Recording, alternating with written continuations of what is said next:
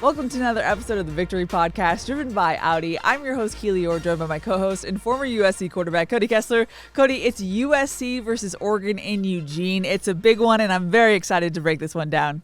Yeah, this is a huge game for USC football. I'm excited for this opportunity. In my opinion, this is the biggest regular season game that USC has played in since Lincoln Riley has taken over as head coach. You could argue the Notre Dame game in 2022, where Caleb Williams solidified his Heisman Trophy. And then later on that season, they played UCLA to win the Pac-12 South and go to the Pac-12 championship. But in my opinion, this game is right up there with both of those. There's huge implications for the college football playoff. There could be major implications with some other things happening around the conference to have an opportunity to play for a Big Ten championship. But at the end of the day, who cares? Throw all of that out the window. I've been saying it for the last couple of weeks. This team can go to the college football playoff. They have an opportunity to do something special in the postseason. But for 3.5 hours on Saturday, that should be the least of your worries. What you're focused on is playing for the brother next to you. You're focused on playing for the coaches that have helped you all offseason and got you to this point. And you're also focused on playing for the Trojan family that's going to be watching this game all over the world. That's what's important right now. Not the college football playoff. What's important is that SC logo on the front of your chest and the cardinal and gold that you're wearing on your jersey. So I'm excited that this is going to be a big-time matchup. I always say 1-0 each week, and that's true. That's the case, 1 week at a time. This one just happens to be a little bit bigger. If you can't tell that Cody is hype, I will just tell you that in his notes at the very end, he said, by the way, I watched 6 hours of tape yesterday. Yeah. So this man has been in the film. He's been excited. If you listen to our Monday episode, he was already chomping at the bit trying to talk about USC Oregon. So this is going to be a fun one, and I'm excited to dive into it. Before we do, just a couple reminders. Be sure to subscribe where you get your podcast. You can also watch the video version of the show on the USC Athletics YouTube channel. And if you ever want to submit questions, look out for our social accounts, VictoryPod USC. That's where you can either tweet at us or answer a question box. We have a couple of questions today. Cody's so excited to get into that as well. But before we do, let's go into the scouting report. Overall, it's interesting, Cody. This is not a Big Ten team where I'm not as familiar. This is a former Pac-12 team. Yeah. It's Oregon USC, so it's familiar to everyone involved. But overall, what are you seeing from the Ducks so far in 2025? Yeah, the head coach of the Oregon Ducks is Dan Lanning. Lanning is in his 4th season as Oregon's head coach. Before that, he was the defensive coordinator at Georgia from 2019 to 2021, where he ended up winning a national championship under Kirby Smart in 2021. Lanning actually just signed an extension this offseason to keep him in Eugene through 2030 for good reason. The reason that they gave him that extension is because he is 44-7 at Oregon since he has taken over. He also won a Big Ten championship last year, and Oregon ended up finishing number 1 in the college football playoff after going 13-0. Now, they did lose in the second round to Ohio State, but they had a very good season last year, their first year in the Big Ten. So far this year, Oregon is 9-1 overall. They're 6-1 in conference play, with that one loss coming to the number 1 team in the country, Indiana, at home back in Week 7. Alrighty, well, let's dive into the Ducks offense. Who's at the helm? Yeah, this offense is led by coordinator Will Stein, who is in his 3rd season as the offensive coordinator for the Ducks.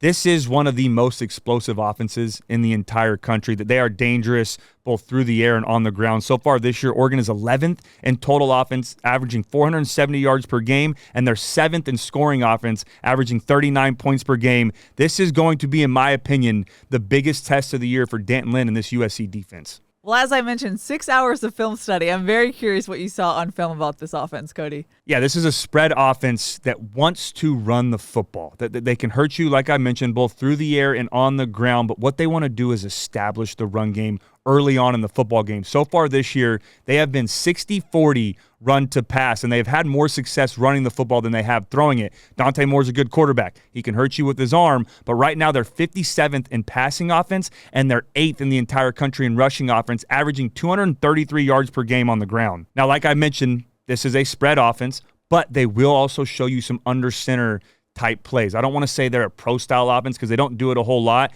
Not quite as much as a hybrid as Nebraska a couple weeks ago, and they don't get under center as much as Iowa did, but they do have some of that in their call sheet, so you have to be ready for some of these under center formations. Now, where does this show up the most is on 3rd and 1 and 4th and 1, those short yardage situations. They'll bring in extra tight ends, try to get some power run game going. It'll also show up inside the 5-yard line on those goal line situations where they want to finish in the end zone, but you cannot fall asleep because it'll happen on some base downs early on in the drive. On 1st and 2nd down, they'll randomly get under center, have some power run game, get some tosses, get into the outside, but then they'll go play action off of it as well and take some shots down the field with Dante Moore. So you've got to be ready for both shotgun for the majority of the game, but also some under center formations, which can create some problems with your communication on the defensive side of the ball. Now, why are they so good at running the football? The biggest reason is because of the creativity that Stein has in the run game. I compare it a lot to what Lincoln Riley does here at USC. You're going to see some guard tackle pull. You're going to see some tight end pullers. You're going to get some counter action.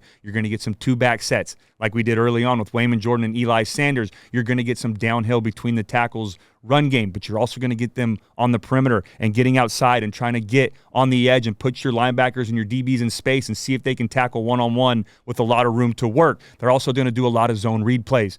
Even when it's not guard tackle pulling, they're just going to leave that backside end alone and let Dante Moore pull it and take off and run, which he does a good amount of. You have to be ready for him to pull it and take off and run. You can't fall asleep this week. Last week, Anthony Lucas was great, chasing from the backside, tackling on when he was unblocked as soon as he saw Gronowski give it. This week, he's got to hesitate just a little bit more because Moore will sell it and then pull it as soon as you crash and then pick up big plays on the outside. They also like to use what I call a triangle formation.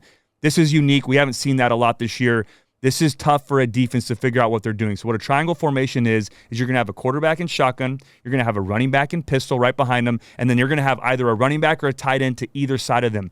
Lincoln Riley has done it a couple times here at USC. I can see the light bulb come on. Yeah. We haven't seen other teams do it a whole lot, but which makes me feel a little bit better is that they've seen it at practice. Yeah. But what they'll do off of that, there's so many different things. Ride fakes, they're going to send the running back to the flat. Maybe they'll send a fullback to the flat. They'll go straight downhill power. Or there's just so many different things you can do with really four players in the backfield when you have Dante Moore back there. So you've got to be ready for that. And the other thing we have to be really good at against this rushing offense is we have to be great on first down. They are one of the best teams in the country at running the ball on first down. They're averaging over 7 yards per carry on 1st and 10.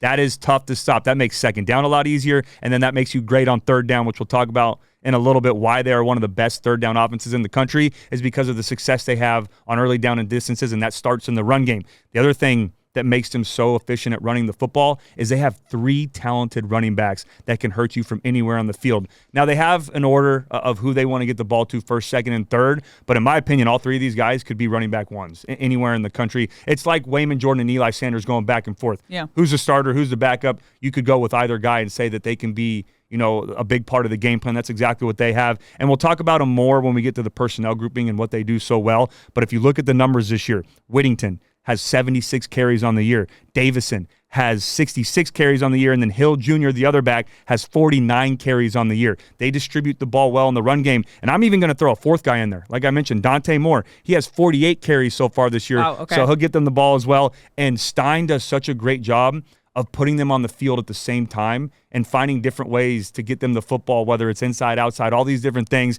They just have a really good run package, and Stein is very creative in the run game, but they also have the pieces to go out and accomplish what they want to do as well, and that's those 3 talented running backs. Well, we always say if you have a good run game, that means to some degree you have a good offensive line, and I know that Oregon does because they are, I believe, semifinalists for the Joe Moore Award, which goes to the best offensive line in the country that season. So take it away, Cody. What do you see there? Yeah, this is a physical offensive line. This is, in my opinion, the best offensive line that USC is going to face all season long. They're that talented. You don't average 233 yards per game rushing if you don't have a very physical offensive line up front, and that's exactly what Oregon has. This is going to be a huge challenge for USC's front seven.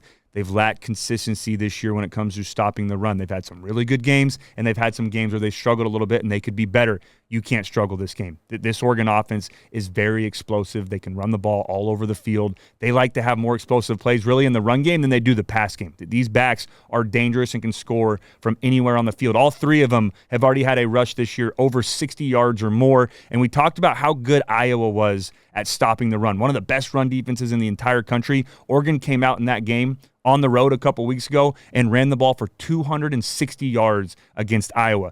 Not a lot of people, really since Ferentz has been there over the last 27 years, have ran for 260 yards against Iowa. That just tells you how dangerous this offense is, and it really starts up front with that offensive line. There's not a weakness when you look at all 5 of those guys. They're physical, they work downhill, they're athletic in space, they can accomplish or execute all these different types of run styles and run schemes that Stein wants to use because of their familiarity with the system, because of their continuity and their chemistry up front. It's going to be a huge challenge. I'm not trying to scare USC fans. I don't want to flash back to the Notre Dame game. I don't want to flash back to some of those games where we struggled to stop the run. I look at it more as a positive. This is an opportunity to overcome some of those issues and go out and show that you can be efficient against one of the best rushing offenses in the country and against one of the best offensive lines in the country. Another thing that they do too, which helps them in the run game, is similar to what Lincoln Riley does here at USC. Be ready for RPOs. And when I say RPOs, that's run, pass, option. There's 3 elements to that. You're going to see Moore read the defensive end. If he comes upfield, he's going to give it. As soon as Lucas or Crawford or Shelby gets a little aggressive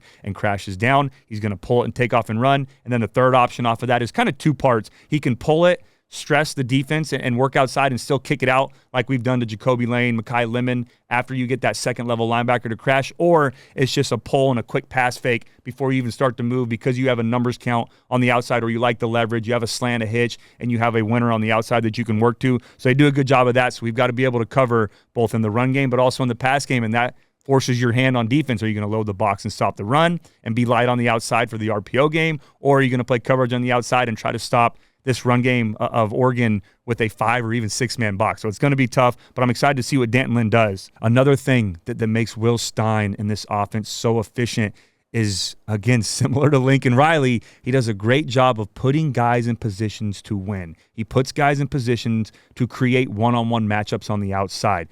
Think of Mekhi Lemon. You're going to see him on the right side on the outside one series. Then the next play, he's going to be on the left side outside. Then he's going to be on the slot on the left. Then you might see him in the backfield on the right side next to Jaden Mayava. That's exactly what Will Stein does with playmakers on the offensive side of the ball. And one guy in specific that we have to be ready for is their tight end, Sadiq.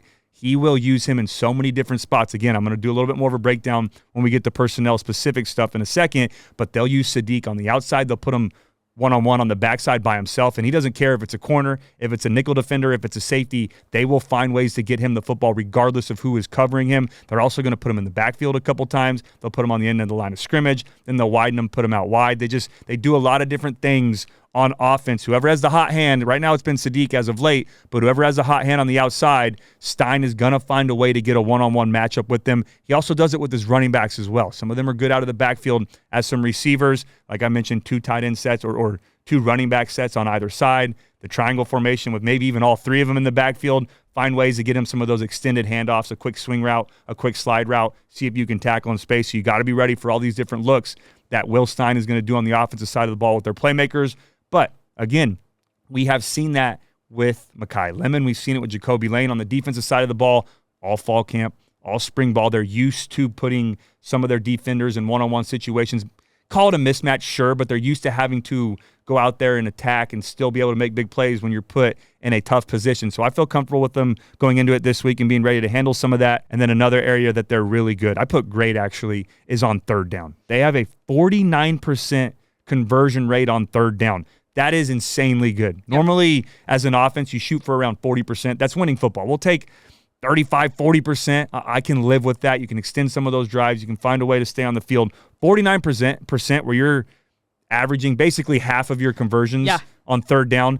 That is impressive. That's hard to do. But like I mentioned, why do they do that? Because they're so efficient on first and second down. When you run for over 7 yards per carry on first down, that is winning football. 4 yards on first down for me is a win. I'll take 4 yards any day of the week, especially if you're running the ball. So they're averaging over 7 yards per carry, which is big time. This is going to be another great matchup to watch in this game. Danton Lynn's third down package, that defense that shows you so many different things going up against Will Stein and Oregon on third down and seeing who's going to give, because someone has to in this game. You're going to go back and forth. You're going to have some third down and got to have it situations. I can't wait to see for the package that Danton Lynn comes up with. And then the last thing that I got to add for this offense, and it's more so this week than it has been in the past, is be ready for gadget and trick plays.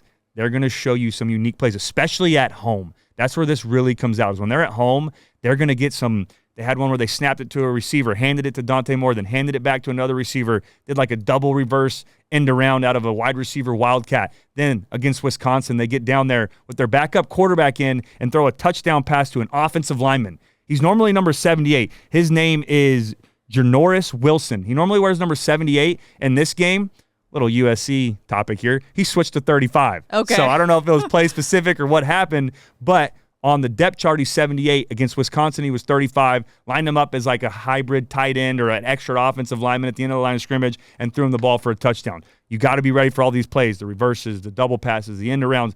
Everything is on the table this week. I promise you Stein is going to come out and maybe something he's been sitting on for a couple weeks saying, hey, we're going to work on this until we get to that USC game, and then it's going to come out. And it might be a couple of them. So if I'm Danton Lynn, if I'm this defense, you can't really prepare for trick plays because especially if it's something you haven't seen before, but my radar is going off every time, especially on P and 10, first play of the possession. Right when they get on the other side of the 50, you get to that shot area where you can take some shots down the field, and then especially down by the goal line, I'm just going to be extra locked in with my keys this week and make sure that I see the ball go away before I try to go make the play, knowing that something might be coming back. So it's going to be awesome. I'm excited that there's, I talked a lot about this offense. They're one of the best in the country. That's why I just wanted to make sure that I explained everything to look for on Saturday. But it's going to be a great matchup. I can't wait to watch Danton Lynn going up against Stein. With the last couple opponents that USC has had, I feel like they've been pretty one-dimensional on offense. This feels like a return to a dual-threat offense in that sense. Yeah. Where's the weakness in this team?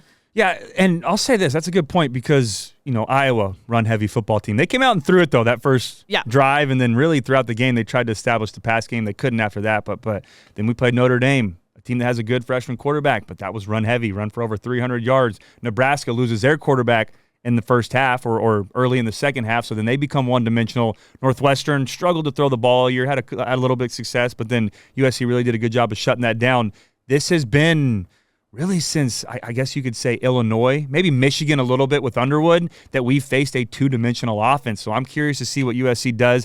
And don't let that number fool you. I say this is a team that wants to be run first. They are, and they want to establish a run. They want to get the run game going, put you on your heels, and then take some shots when it comes to the pass game. But don't let them being 57th in the country fool you as a passing offense, because a lot of the times they are up early in these football games so far this year, so they've had to lean more on the run game with some of their backups. If they need to come out and have Dante Moore throw the ball over the field, and we'll talk about him in a second, he can absolutely do that. But, yeah, there's no weaknesses. It's going to be strength versus strength. You've got to be able to both rush and cover. It's going to be a big challenge for this USC defense, but they can lean on some of that experience through the year. And I think it's more of a benefit for them that they have been facing more run-heavy teams as of late so that we can first establish stopping the run game and then cover on the outside as well. You mentioned getting up early in games. I was going through Oregon's game notes, which are really well done, and one of the crazy stats I found was that under Dan Lanning, the Ducks are 32-0 when they score first. So crazy stat to know. Yeah, that's huge. Hey, look at you. Look at Keely over here going through the stats, dropping the knowledge on us. Time to go through the game notes. Hey, I do notes. 6 hours of film. You go 6 hours of reading through the game notes. You got to be ready. I actually brought them for this recording. Let's go. Look at the highlight and everything. This is Cody throwback right here. There you go.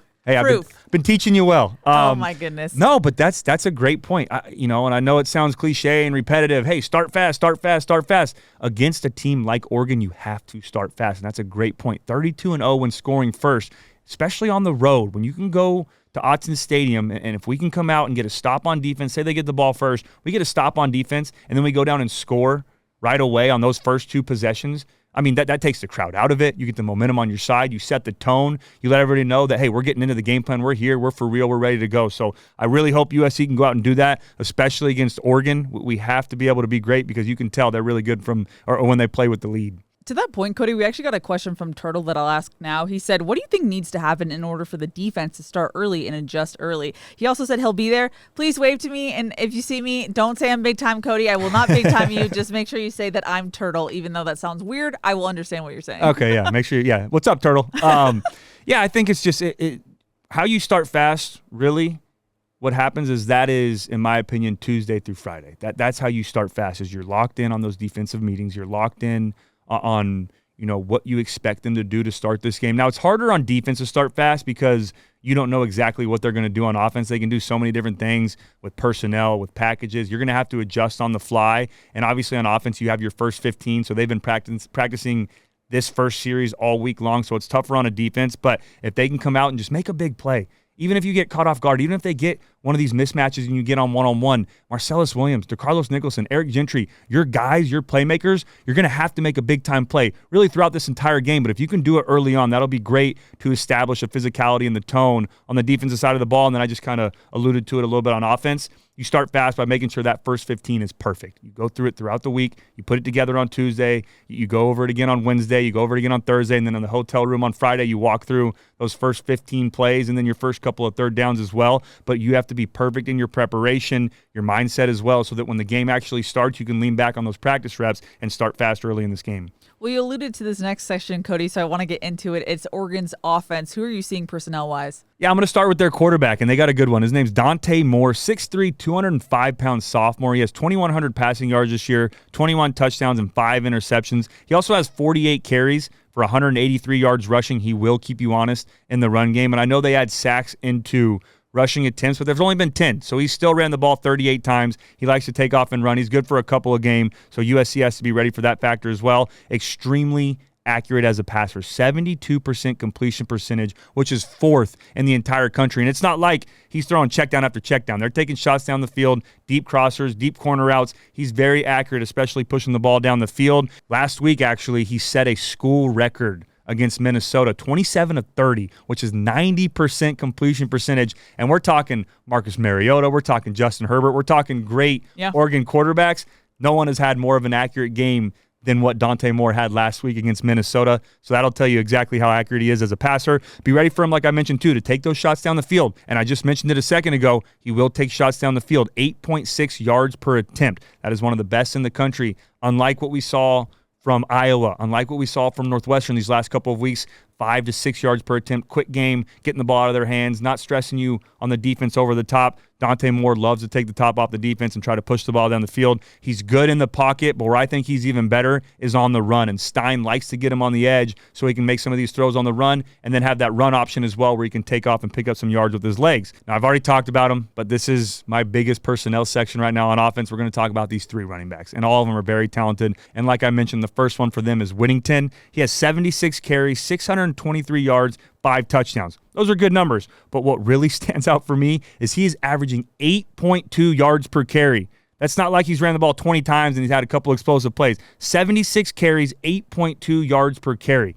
That is very good. And it's not just him. The next guy, too, is my second red dot player of the week in the same running back room, and that is running back Jordan Davison, 6 foot, 235-pound freshman, 66 carries, 467 yards, and 7 yards per carry. Now, the reason he's my red dot player this week, though, is because he has 12 rushing touchdowns this season. Wow, okay. When they get down to the red zone, when they get down to the goal line at 6 foot, 235 pounds, they want to hand him the football, and he will run through you, but also run around you, too. He is an every down back. He's a good football player. And then the last back that they have that likes to get the football, not quite a red dot player just because he doesn't get as many touches as these other guys, but he's right up there with them when it comes to production. His name is De'Aaron Hill Jr. He has 49 carries, 424 yards, 4 touchdowns, and he's also averaging over 8 yards per carry at 8.7. Unreal. It's they all, like I mentioned, they all have a rush of over 60 yards. They have that home run capability. They can take the ball from anywhere on the field and go score. You have to be able to tackle them in space. They're very good at making you miss tackles as well. And like I mentioned, Stein does a good job of getting them the ball in space and creating confusion on the defensive side of the ball. And then the offensive line is so physical that these guys are extremely dangerous. And then in the pass game, a couple guys that USC has to be ready for. Now, Oregon has had some injuries to some of their receivers, and I don't know if they're quite going to be back for this game. Something to keep an eye on, but they've had some of their top guys go down with injury as of late. But right now, the guys that he wants to get the football to, or the guys that he got the football to really against Minnesota and were his key targets. The first one's Malik Benson. He has 22 receptions, 357 yards, and 3 touchdowns on the year. The next guy that's been stepping up for this offense is a freshman, Jeremiah McClellan. He has 19 catches for 266 yards and 2 touchdowns. But my third red dot player of the week on offense, I don't know if we've ever had 3 red dot players on offense. Maybe, I'd have to go back. You were pretty generous, early in I was pretty generous early on. but 2022. Yeah, I was. Now it's a lot more difficult for you to earn a red dot. High. But these guys absolutely earned them. But my third red dot player of the week is tight end Kenyon Sadiq.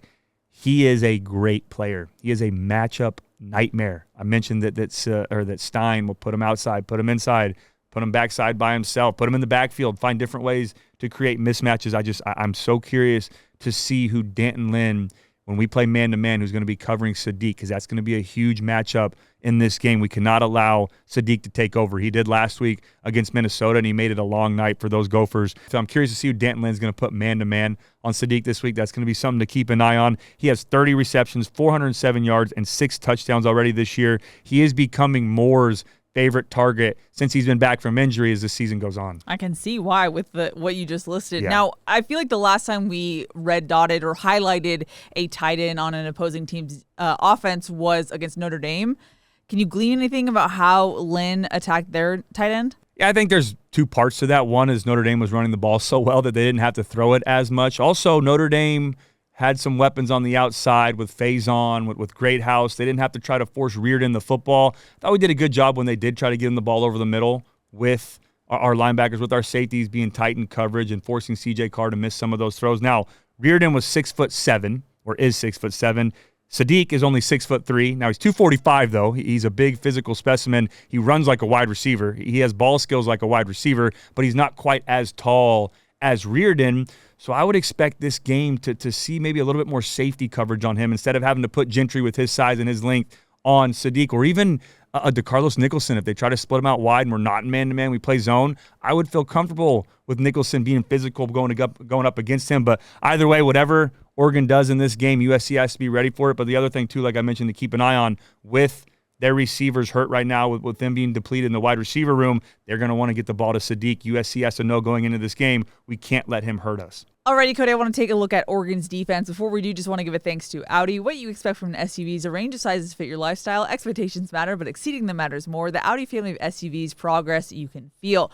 Alrighty, Cody, looking at Oregon's defense, who is at the helm? Yeah, this defense is led by coordinator Tosh Lupoy. He came over to Oregon back in 2022 with Dan Lanning, and he's in his 4th season as a Ducks DC. Lupoy spent time both at the college and the NFL level. In fact, his last college job was with Alabama when he was the defensive coordinator back in 2018. He also won a couple national championships as a part of Alabama's staff, including being the co-defensive coordinator back in 2017. Lupoy is one of the best defensive minds in all of college football, really at any level. And then you pair that up with Dan Lanning and his experience of calling a defense. That's why you see one of the best defenses in the entire country. So far this year, the Ducks are 3rd in total defense, only giving up 235 yards per game, and they're 13th in scoring defense, only giving up 13 points per game. Oregon is one of only 5 teams in the country that have allowed 15 touchdowns or less. It's extremely difficult to move the ball against this defense, and it's also extremely difficult to finish in the end zone. Okay, now overall, what should we expect from their scheme?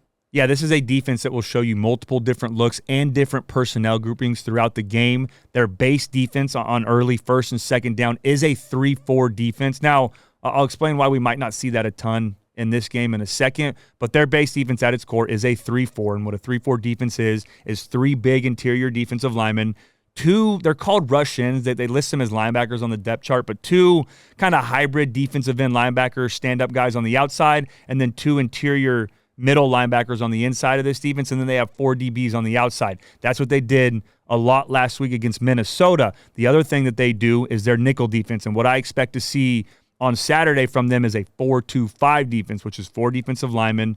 You have 2 linebackers, and you have 5 defensive backs. That 5th DB is that nickel linebacker. Like I mentioned, against Minnesota, who uses more of a heavy personnel groupings, they like to run the football, they ran 3-4. Against Indiana, who's a little bit more balanced, and they have Fernando Mendoza, one of the best quarterbacks in the country, they lived in that 4-2-5 defense. I expect them to do that against USC on Saturday. They did show some hybrid type 3-4 defense. It was almost a 3-4 nickel, to where it was still 3 interior defensive linemen, 2 stand-up edge rushers, and then 1 linebacker in the middle, and then 5 DBs outside of it. So they do have that package as well, but I expect them on Saturday to play 4-2-5 for the majority of this game, especially with how much USC can push the ball down the field and have some success through the air. Now, with that being said, they do have different types of 4-2-5 defense, and what I mean by that is they will still go 4 defensive linemen, 2 linebackers, 5 DBs. Sometimes they'll have that nickel linebacker who's a DB body playing at linebacker over the slot, playing at Will or Sam, playing on the outside, putting pressure on that slot receiver.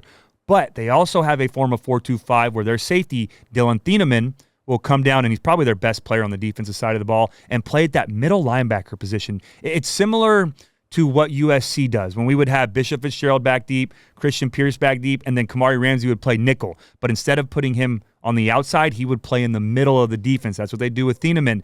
It is a nightmare for identifications in the run game. It's a nightmare for identifications in the pass game because now you have two bigger body linebackers that you would expect to double team block up to pull around and block. But then you have Thieneman, who's 2 yards deeper than these other linebackers.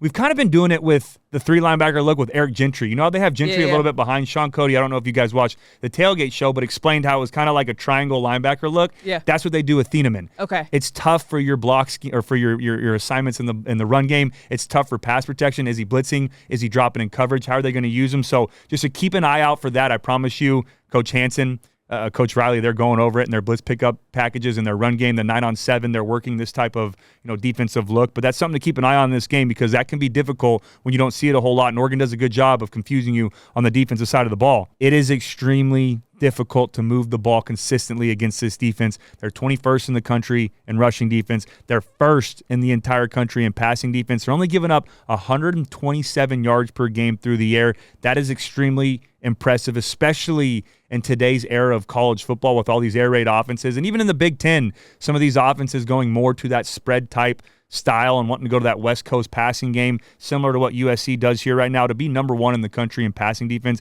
is very impressive. They do not give you a lot of space to work, and they also do a good job, too. When you think you have some room to work, they will rally to the football. You see the green or the black or the yellow or the duck jersey, whatever color they're wearing this week, the white jerseys, you see whatever they're wearing, rally to the football. You can tell they're disciplined and they're coached very well. Speaking of discipline, on the back end, they do a good job of mixing up their coverages and being assignment sound. You're not the number 1 pass defense in the country if you can't confuse the quarterback and play a lot of different coverages. They do a good job of playing both man and zone, and they do a good job, too, of disguising which coverage it's going to be. It will look like it's too high. And I say it a lot, and teams do that, but the good ones can still disguise coverage and, start too high, make it 1 high, and still have some efficiency. The great ones can confuse you and still be in the right place at the right time and not have holes in their defense and not be late to their assignments. This is one of the great ones. They're really good at showing too high, then at the snap, going to 1 high, showing man at the snap, looks like everyone's locked on, eyes on,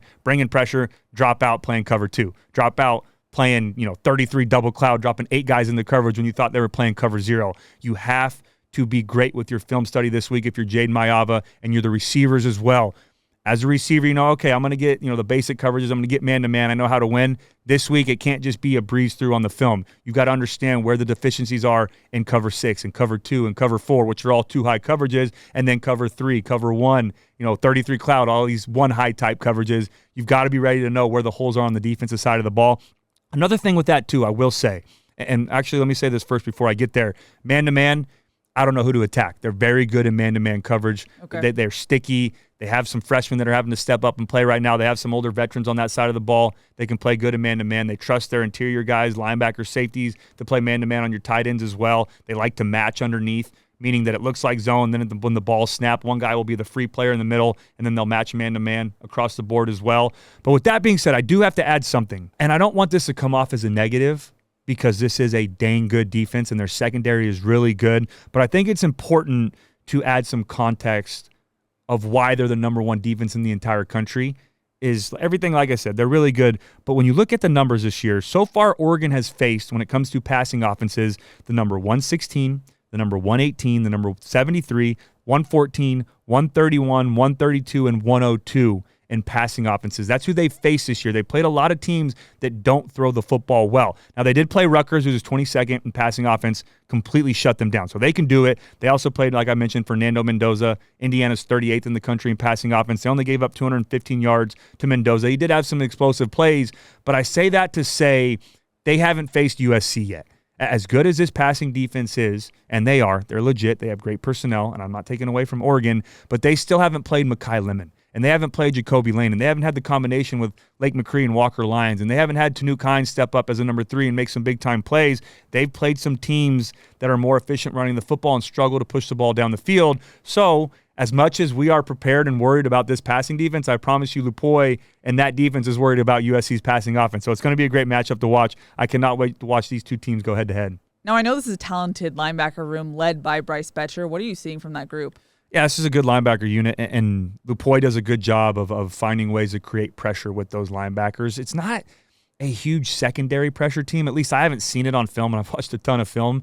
They don't want to live in that safety pressure, corner pressure world. They like to bring some single linebacker pressures with Betcher and bring 5 total with the 4 defensive linemen, or bring some double linebacker pressures on the inside and then drop some defensive ends into coverage and be ready for that nickel defender as well, which is technically a DB-type body, but he's a nickel Sam and nickel Will. They'll bring him by himself or combo him with a Mike or a Sam on the other side. So USC, with their offensive line, running back room, Jaden Mayava, everyone has to be on the same page this week when it comes to blitz pickups, to some of those pressure packages. And if I'm King Miller or Brian Jackson, I know that I'm going to start on the inside, on the interior, on those 2 linebackers, but also be ready to look outside to that nickel defender pressuring off the edge as well. I'm just curious to see how aggressive Tosh Lupoi is going to be in this game. And look, if they show you something you haven't seen before, okay, if I'm Jaden Mayava, they had a blitz package. They've shown, maybe they do be a little more aggressive with their secondary players. Don't make a bad play worse. They're going to win some. That's okay. Go to the sideline, get on the tablet, figure it out, and then fix it going forward. But it's going to be really interesting to watch this week. The other thing, though, too, is when they don't bring pressure with their linebackers, they're still going to be aggressive in the run game. Something that we've seen really a lot this year in these Big Ten defenses. When you play against these physical type defenses, they're going to have their linebackers creep a little bit more down to the line of scrimmage. And as soon as they start to see a handoff or a guard, when they're reading keys, they see the guard work up to the next level instead of pass setting, working back, they're going to trigger. And they do it with their safeties as well. They'll get in some cover 4 looks, have their safeties tighter to the line of scrimmage. As soon as you start to hand it off, they're going to be responsible in the run game, trigger downhill. What do we have to do this week? Well, our offensive linemen, with Betcher, with some of these linebackers, with how aggressive they are, you've got to be great when you're pulling around, when you're combo blocking to the second level. You have to be great in your run game. You have to be great with your anticipation, with them scraping over the top, coming around, pressuring. Because if they take the hit to you, that's when you start blowing up plays in the backfield. You can't get the run game going. The other thing with the safeties is I would expect Lincoln Riley this week, maybe with some of our slot players, to cheat him in a little bit in the run game, or if we have an X backside by himself, bring him in a little bit tighter, because as a receiver, you're supposed to block most dangerous man. What that means is if the corner's the immediate threat, I block him. But if the safety's tight and he's triggering at the snap, then I have to leave the corner and go block that safety, and now you have one-on-one unblocked with the corner. So I'm getting into football nerd stuff here right now, and we're only talking about run game. But, yeah, it's going to be a huge week for us to be great with our blocking schemes, both in pass protection and run game. And then also, off of that, with their aggression with the safeties and the linebackers, play action. If I'm Lincoln Riley, come out, establish the run, get the run game going, force them to start triggering,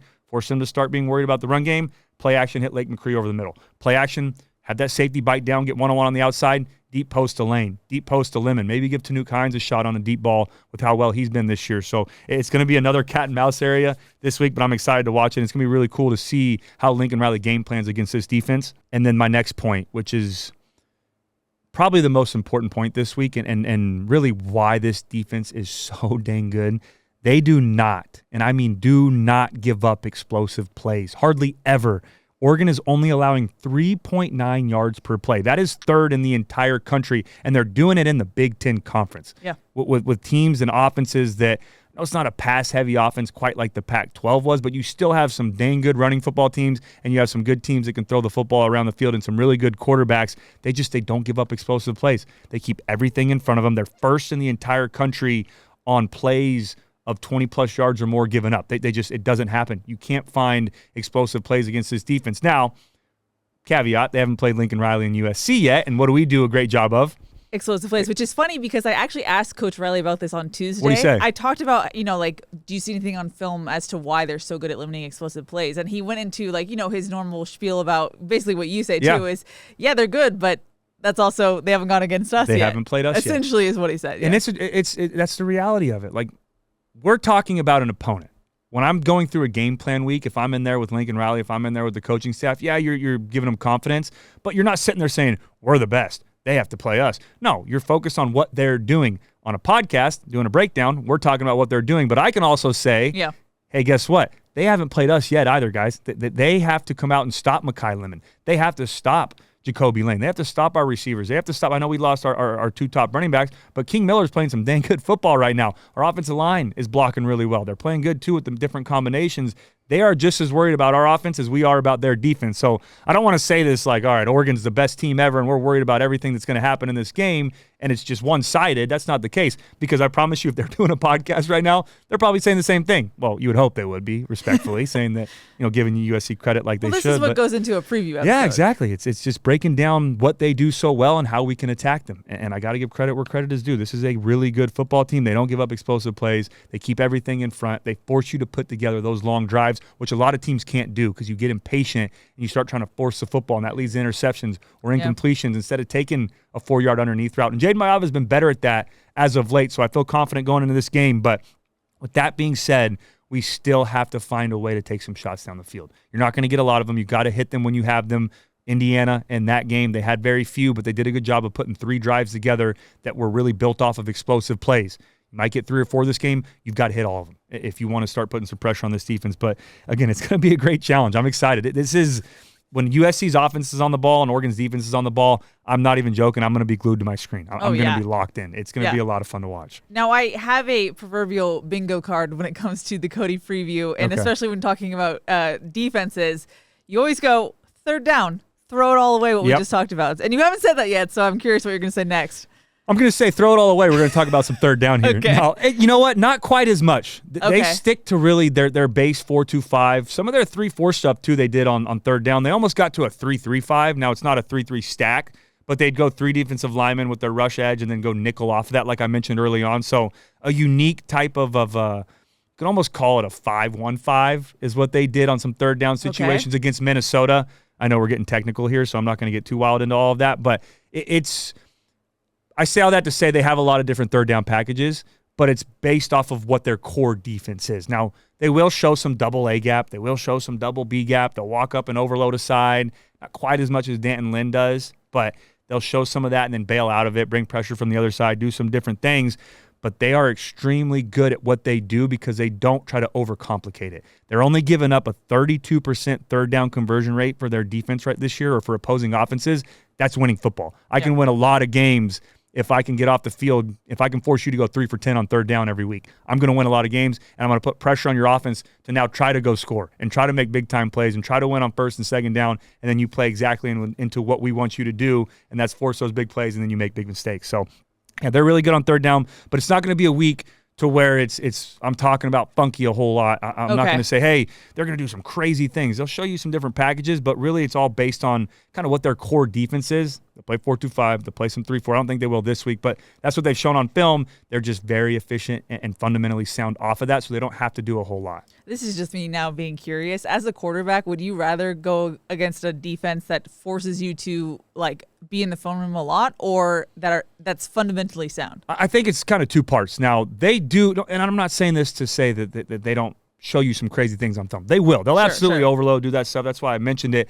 But for them to be that efficient and not have to give you so many exotic looks tells me 2 things. 1, that they have great coaching, and 2, that they have guys on the defensive side of the ball, that they have the pieces to go out and accomplish this game plan. They can line up and just say, hey, we're going to play cover 1. We're maybe going to blitz Betcher, and we're going to let everyone else play man and have a guy free in the middle to read Jade Mayava's eyes, and we're going to do it over and over, and we're going to do it efficiently. Or we're just going to come out and play zone, and we're going to pass everything off regardless of what you do, and we're going to make it difficult for you to still find plays in the pass game, because even when they bring pressure, I think they're 82nd in the country in sacks. They don't have a ton of tackles for loss, so they don't try to light you up the whole game long. What they do is just keep everything in front and play fundamentally sound football and force you or wait for you to make a mistake, and that's even more so on third down. So in that sense, do you feel like this is another game in which USC, obviously you always want to take the most or make the most of your opportunities, but is this you talked about the winning strategy for Indiana, is this a game where USC has to make the most of when they are given opportunities to make those opportunities? Yeah, what you need to do is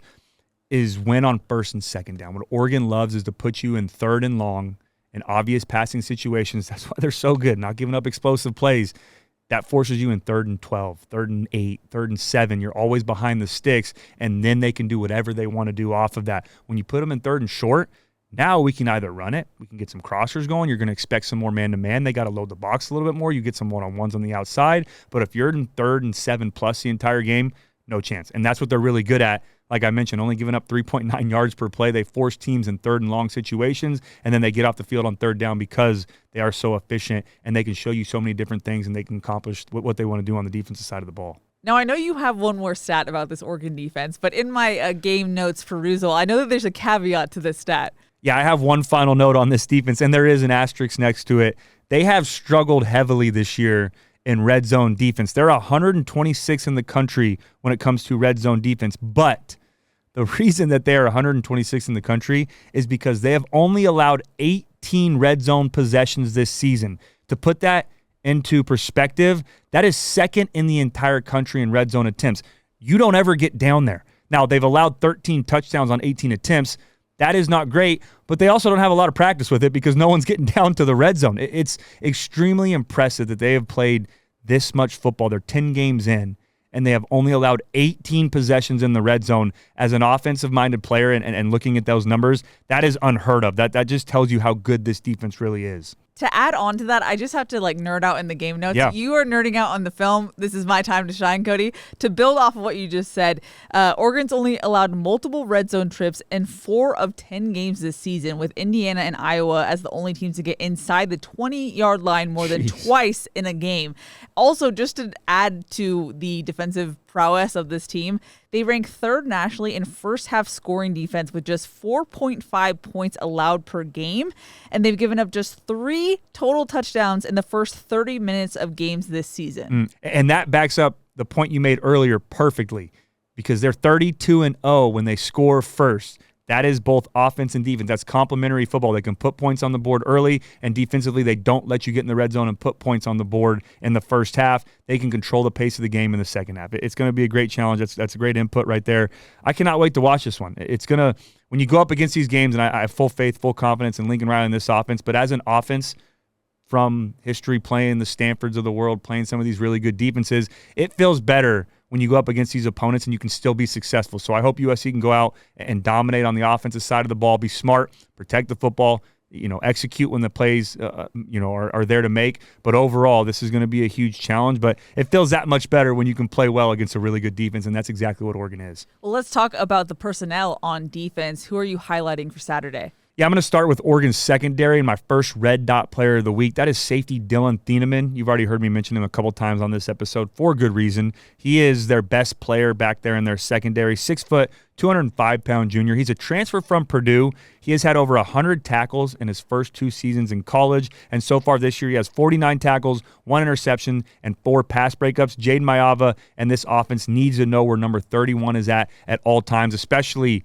on that 4-2-5 look, whether he's outside, whether he's back, or he's in the middle of this defense. The other safety they need to be ready for is freshman Aaron Flowers. 44 tackles, 1 interceptions, and 2 forced fumbles so far this year. On the outside, USC also needs to be ready for Brandon Finley Jr. He is a talented freshman at corner. He has 22 tackles, 1 interception, 1 sack, 2 forced fumbles, and 5 pass breakups. For a freshman, he's been highly productive for this Oregon defense. And then in the middle, we've already mentioned them briefly, the linebackers, but the first one is my second red dot player, and that's linebacker Bryce Betcher. He leads the team so far with, and this is by a wide margin. He leads the team with 77 tackles. He also has 1 sack, 1 interception, and 1 forced fumble. And then the linebacker next to him that you have to be ready for is linebacker Jerry Mixon. He has 39 tackles and 2 interceptions so far this year. Now, we've said all that. We haven't even got to the scariest part of their defense. And to me, that is the front 3, you want to call it, if it's a 3-4, front 4, sure, I guess, depending on what they're going to be playing. But this is going to be a huge, huge challenge for this USC offensive line going up against this Oregon defensive line. I'm going to give something I don't hardly ever do. I'm going to give 3 red dots to all 3 of these guys this week. Wow. So that's how talented they are, because all 3 of them can disrupt the game plan, and you have to be ready for them at any point in time. If one guy's not doing it, the other guy's going to do it. So we're going to have a huge challenge this week up front with the offensive line. The first guy is – he's listed as a linebacker. I'm calling him a rush end. He's a stand-up defensive end. His name is Tatum Tuiotu. He has 47 tackles. He leads the team with 5.5 sacks, and he also has 2 forced fumbles. Not only will he get to the quarterback, but Mayava's got to be ready. He's going to try to get that ball out as well. The next guy is rush end Mateo Uyunglele. He has 4 sacks so far this year. He is one of those guys, if I'm playing this week, hey, we got a chip. We got a double team. We've got to help out. I've got to get the ball out a little bit quicker. We got to know where he is at all points in time, especially when we're throwing the football. And then the other guy that's a playmaker on their defensive line. This is going to be a huge challenge for Killian O'Connor. It's going to be a great matchup to watch them going back and forth. That's defensive tackle Amari Washington, 6'3", 330-pound junior who moves like a defensive end. He can get pressure on the quarterback as well. He's really good at stopping the run, but also getting in the backfield. He has 23 tackles, 1 sack, and 4 pass breakups. So when he doesn't get home, he's smart with getting his hands up, tipping the football. Maiava's got to be smart this week with throwing lanes. It might not be over the top every time. You might have to get some sidearm. You might have to throw around some guys, especially when you're throwing over the middle, going up against Washington. Now, he isn't a red dot player, but I had one more guy to mention because he has been playing some good football this year and someone that USC is familiar with. We've got to be ready for their other defensive tackle, Bear Alexander. Again, I'm sure USC fans recognize the name. He has 39 tackles so far this year and 2 fumble recoveries. He's been playing some good football on the inside of this defense. Now, I just want to double check here. Five red dot players this week. You've got the number 3 defense in the entire country. You've got the number 1 pass defense in the entire country. You're only giving up 13 points per game. You're great on third down. You do a lot of things well. You've got a national championship winning head coach who's a defensive mind. You got Tosh DePoy who's been all over the – you're going to have some guys on defense, and it could have been more, Keely. They've got playmakers all over. I was generous even with the 5th red dot, but I felt like it could have been more. Look, I'm not doubting you. It was just more taking that in of like, wow. We joke about, how many red dots you used to give when we first started doing these podcasts. But now that you've been very judicial with your red dots, this is intense. Yeah, and this isn't me, I promise. This isn't me just trying to, lather it on the opponent, butter them up, tell them they're great. These are some really good football players on the defensive side of the ball. Again, you don't put up those numbers if you don't have the playmakers to do it. You don't have the defensive mind to do it as well. Lepoy gets the most out of his guys, and they've really recruited well and got some good players that can go out there and make some big-time plays. Now, in order to just throw a life raft to USC fans listening to this right now, please just give them some optimism, Cody. What are you feeling about this matchup in that sense? I'll tell you what. You know what would make them feel great is if we did a breakdown on USC right now. If I was over at Oregon or I'm over at school X or whatever it is, and I'm doing a breakdown on USC, the first thing I would say is, how do we stop this offense? Exactly what I just said about this Oregon defense. I'd probably red dot Jaden Maiava, Makai Lemon, Jacoby Lane. I'd even give Lake McCree a red dot because of the issues he's given defenses so far this year. You could argue King Miller deserves one now too. Wayman Jordan, Eli Sanders would probably both get a red dot. Yeah. That just tells you when you have the number 1 offense in the country or top 3 offense in the country, you have guys. When you have the number 1 passing defense and a top 3 overall defense in the country, you have guys. So I promise I'm not saying all that to scare you. As many players as Oregon has right now, we have the same amount on offense and defense. We're starting to come along. You're starting to see flashes of these guys being developed. So I feel great going into this game. It's a great matchup. There's a reason that both teams are playing for a spot in the college football playoff. You don't do that if you don't have a great coaching staff and you don't have great players on your roster, and both teams do. So, again, I'm just breaking down Oregon. That's why it might sound like we're giving them so much love because they are a good team when you watch them on tape. But I would do the same thing if I was breaking down USC as well. And I promise you, Dan Lanning and that team has the same concerns about this USC football team. Now, I tweeted about this. I just want to make sure that we say this on the podcast, too, because we mentioned his name, Wayman Jordan. He actually was in full pads for Tuesday's practice. Now, we don't know what that means. He could have just walked into Howard Jones and just been like, I'm in full pads. Yeah. But Coach Riley was asked about it, and he said that he won't be able to play against Oregon just because the nature of his position, running back, he has to make those cuts. And with that ankle, it is TBD, but just something to watch for. He was on the questionable list against Iowa. So yeah, and I will say this too. I knew that right away because when I see a guy walking in full pads, what's the first thing that you look at? Cleats. You look at their shoes. What are they wearing? Are they wearing cleats? Or are they going to wear some trainer shoes to go over and just light jog with the pads on, get the weight of the feel of the weight of the pads again, get some cuts lightly here and there. So as soon as I saw those yellow trainers on, I was like, he's not playing. But that's a huge step in the right direction. Putting pads on, that means he's taking that next step in his recovery. Now we're going to start getting some on the field work, just a little bit lighter. But yeah, as soon as I saw that he wasn't in cleats, I'm like, all right, that's all right. But that's because you're a vet, yeah. Cody. And with that being said, disclaimer too, I know that this Oregon team's been banged up. I don't know. It's tough because Tuesday you don't get a full injury report yet. So I've been looking, and this is recorded obviously on a Wednesday before practice. If some of these guys are in, some of these guys are out. They may have some guys I didn't mention back in the lineup. I just didn't know when their recovery time was going to be, especially at wide receiver. So keep an eye on that if there's some other names that are going to be out there. But everything that we told you, everything that I broke down, I just tried to make it like what they're going to break down this team and how they're going to look at it, try to give you a behind-the-scenes look. And yeah, this is a good football team. Alrighty, Cody, we have a couple questions to get to. Before we do, just want to give a thanks to Ralph's. At Ralph's, you get high quality and low prices, so you never have to compromise your budget. Save on thousands of items throughout the store. Ralph's, fresh for everyone. SoCal Manny said, Oregon has a strong defense. How does Maeva exploit the secondary to open up the run?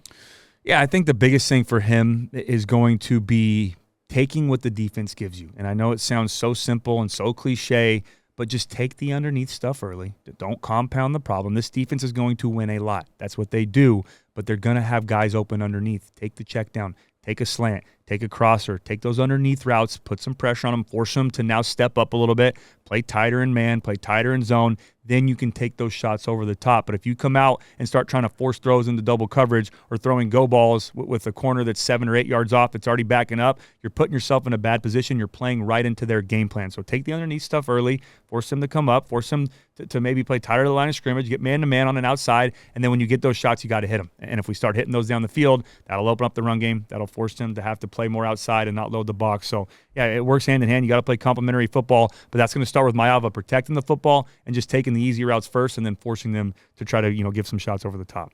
Louis said, should USC's offense keep playing at a fast pace or slow it down with the hope of helping out USC's defense? It depends on the flow of the game. I wouldn't mind Lincoln Riley coming out and playing a little more fast tempo and putting some pressure on that defense, especially with your first 15. Like I mentioned, those are the plays that you focus the most on throughout the week. Where are our starters at? Because you don't just use the first 15 and then throw them away. You'll go back to them to start drives, first and second down opportunities. Hey, this play worked great. This play didn't. Let's get it out. So you use that early on. But I think we can come out, play fast, and put some pressure on that defense, and then see how our defense does. If it get into the flow of the game, if they're putting together long drives, you don't want to go up tempo and go quick 3 and out and put our defense right back out there. But if our defense is getting some stops early on and getting off, on a 3 and out, maybe a 4 or 5 and out and getting off the field, then we can pick up the tempo a little bit. But you got to get into the feel of the game. But I would expect Coach Riley early on to come out, play a little bit quick, maybe not no huddle, but some up tempo and put some pressure on that defense. Trojan Mom said, what's the toughest part about playing in Oregon? The noise. I will say the noise. I've been there twice. I've been there once when I was a starter and then once when Matt Barkley was a starter as a backup. So that place is loud. It's not the biggest stadium in the world, but, man, they pack it out. They sell it out. They are loud. It is intense. It is from start to finish, too. You think maybe, okay, out of halftime, if we get the ball first, we can get a quick little series while it's still quiet. Everyone's coming back from the concession stand.